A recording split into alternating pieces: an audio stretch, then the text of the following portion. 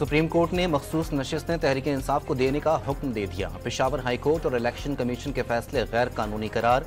13 में से 8 जजेस ने दरखास्तों के हक में फैसला सुना दिया। सुन्नी इत्तेहाद ने फरवरी 2024 का इलेक्शन नहीं लड़ा। पार्टी किसी मखसूस नशिस्त की हकदार नहीं। इलेक्शन कमीशन ने गलत तौर पर PTI के उम्मीदवारों को आज़ाद डिक्लेयर किया। चीफ जस्टिस काजी फाइज ईसा और जस्टिस जमाल खान मंदोखेल का मखसूस नशिस्तों से मुतालिक फैसले में इख्तलाफी नोट।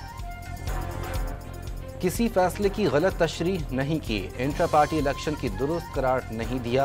इसी के तहत बल्ले का निशान लिया गया। ज़राए इलेक्शन कमीशन। और हुकूमत ने सुप्रीम कोर्ट के फैसले के खिलाफ नजरसानी अपील दायर करने का इंदिया दे दिया। ऐसे फरीक को बिन मांगे दिया गया जो अदालत में था ही नहीं। राना सनाउल्लाह की न्यूज़ कॉन्फ्रेंस। लगता है सुप्रीम कोर्ट में आइन की शिकों को दोबारा लिखा गया।